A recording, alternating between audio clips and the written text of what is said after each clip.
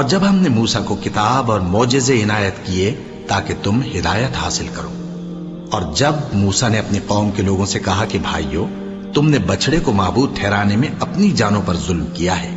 تو اپنے پیدا کرنے والے کے آگے توبہ کرو،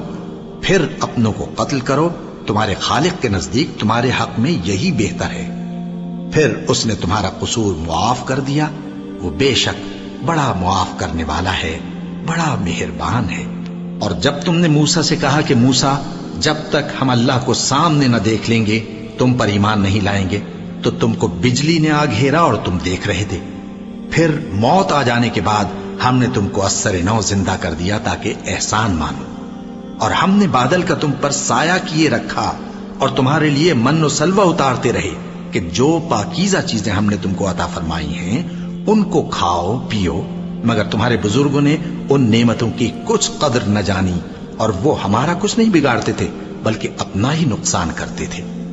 اور جب ہم نے ان سے کہا کہ اس گاؤں میں داخل ہو جاؤ اور اس میں جہاں سے چاہو خوب کھاؤ پیو، اور دیکھنا دروازے میں داخل ہونا سجدہ کرتے ہوئے اور حطوتن کہنا،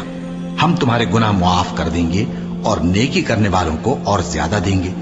تو جو ظالم تھے انہوں نے اس لفظ کو جس کا ان کو حکم دیا تھا بدل کر اس کی جگہ اور لفظ کہنا شروع کیا،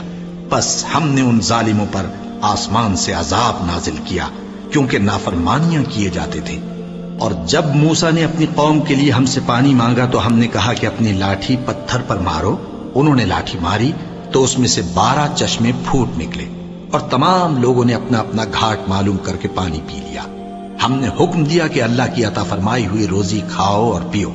اور زمین میں فساد نہ کرتے پھرنا۔ اور جب تم نے کہا کہ موسیٰ، ہم سے ایک ہی کھانے پر صبر نہیں ہو سکتا، تو اپنے پروردگار سے دعا کیجئے کہ ترکاری اور ککڑی اور گیہوں اور مسور اور پیاز وغیرہ جو نباتات زمین سے اگتی ہیں ہمارے لیے پیدا کر دے۔ انہوں نے کہا کہ عمدہ چیزیں چھوڑ کر ان کے بدلے ناقص چیزیں کیوں چاہتے ہو؟ اگر یہی چیزیں مطلوب ہیں تو کسی شہر میں جا اترو، وہاں جو مانگتے ہو مل جائے گا۔ اور آخر کار ذلت و رسوائی اور محتاجی و بے نوائی ان سے چمٹا دی گئی، اور وہ اللہ کے غضب میں گرفتار ہو گئے، یہ اس لیے کہ وہ اللہ کی آیتوں سے انکار کرتے تھے اور اس کے نبیوں کو ناحق قتل کر دیتے تھے، یعنی اس لیے کہ نافرمانی کیے جاتے اور حد سے بڑھے جاتے تھے۔